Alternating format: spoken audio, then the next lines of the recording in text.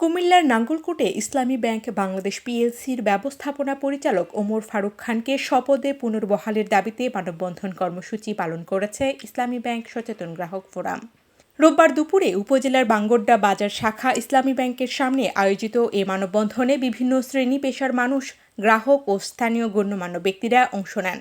মানববন্ধনে বক্তব্য রাখেন নাঙ্গলকোট ইসলামী ব্যাংক সচেতন গ্রাহক ফোরাম সভাপতি সাংবাদিক আবুল কাশেম গাফুরি, সহসভাপতি আফজাল হোসাইন মিয়াজি, সমন্বয়ক মনসুর আলম মানিক, অবসরপ্রাপ্ত সার্জেন্ট ওহিদুর রহমান। এ সময় উপস্থিত ছিলেন সচেতন গ্রাহক মর্কটা আলিম মাদ্রাসার উপাধ্যক্ষ মাওলানা বশিরুজ্জামান, মাওলানা আবু বকর সিদ্দিক, নজরুল ইসলাম রাসেল, আনোয়ার হুসাইন, জামাল উদ্দিন, ডাক্তার মাসুম, মাওলানা নজির হাজারি, সবুজ আহমেদ, মাকসুদুর রহমান, সুহেল মিয়া প্রমুখ। মানববন্ধনে বক্তারা বলেন, এটা এদেশের তৌহিদি জনতার ব্যাংক। তিল তিল করে এই ব্যাংকে গড়ে তোলা হয়েছে। 500 টাকা, 100 টাকা, 1000 টাকা করে এদেশের ইসলামী জনতা, তৌহিদি জনতা এই ব্যাংকটাকে গড়ে তুলেছে।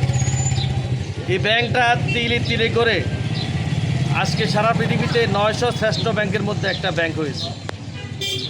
ইতিমধ্যেই এই আওয়ামী লীগ সরকারের আমলে এই ব্যাংকটা সারা বিশ্বে সুনাম ছড়িয়েছিল। 5টি ব্যাংক বাংলাদেশে শেষ হয়ে গেছে। তাদেরকে অ্যাসালম থেকে টাকা উদ্ধার করে এই ব্যাংকগুলো সচল করুন। মেহরবানি করে ইসলামী ব্যাংকে হাত দিবেন না। এটা নিয়ে স্বতন্ত্র খেলা লিপ্ত হবেন না। এটা 1 কোটি গ্রাহকের ব্যাংক, 16 কোটি জনতার ব্যাংক। এই জনতা যদি কোনো রাস্তায় নেমে যায়, যদি কোনো অসহায়তা অবস্থান থাকে, তাহলে কিন্তু মানুষের বেঁচে থাকার অবলম্বন হারাবে এই ব্যাংক যদি কোনো ক্ষতিগ্রস্ত হয়। জনসাধারণের আস্থা অর্জন করতে সক্ষম হয়েছে। ইতিমধ্যে এই ব্যাংকে বিভিন্নভাবে গ্রাহকদের আস্থা এবং বিশ্বাসের জায়গাটা ভঙ্গুর করার জন্য বিভিন্ন পায়তারা চলছে। আজকে তারই প্রতিবাদে আমরা মানববন্ধনে দাঁড়িয়েছি। এই ব্যাংকটি আমাদের জনগণের যে আকাঙ্ক্ষা তা পূরণ করছে এবং আজকে ব্যাংকটি নিয়ে যে ধরনের ষড়যন্ত্র চলতেছে, এই ষড়যন্ত্রকে রুখে দাঁড়ানোর জন্য আমরা আজ মানববন্ধনে একত্রিত হয়েছি।